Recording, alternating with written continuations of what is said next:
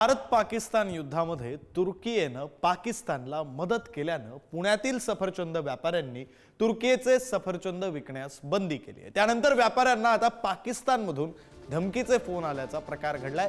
पुण्यातील व्यापारी सुयोग झेंडे यांच्या फोनवर सकाळी 9च्या दरम्यान हा फोन आल्याची माहिती आहे।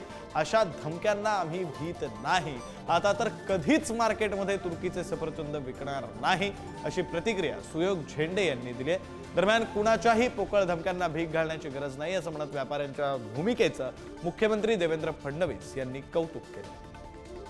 त्यांनी व्हॉइस रेकॉर्डिंग पाठवलं आणि मग त्याच्यात त्यांनी थोडी अश्लील भाषा वापरली, देशाला वगैरे शिव्या दिल्या, सांगितलं त्याने शिव्या दिल्या। नंतर मग मी पण थोडं अश्लीलच बोललो, असं त्यांच्याशी झालं बोलणं। काय म्हणले ते, तुम्ही बंदी घालू म्हणजे भारत काय करू शकत नाही, टर्कीचं काय करू शकत नाही किंवा पाकिस्तानचं काय करू शकत नाही, आमच्या मागे खूप मोठी पॉवर आहे। काय काय काय घाबरायचं, आता तर कायमस्वरूपीच बंदी घालणार आणि मीच नाही, अख्ख्या भारतातले जे ग्राहक आहेत ते सुद्धा बंदी घालणार की यांनी परत घ्यावं नाही। पहिल्यांदा तर नेशन फर्स्ट ही भूमिका ज्या व्यापाऱ्यांनी स्वीकारली त्यांचं मनापासून अभिनंदन करतो आणि मानवतेच्या हल्लेखोरांना मदत करणाऱ्यांना नाकारणारे आमचे व्यापारी अभिनंदनास पात्र आहेत।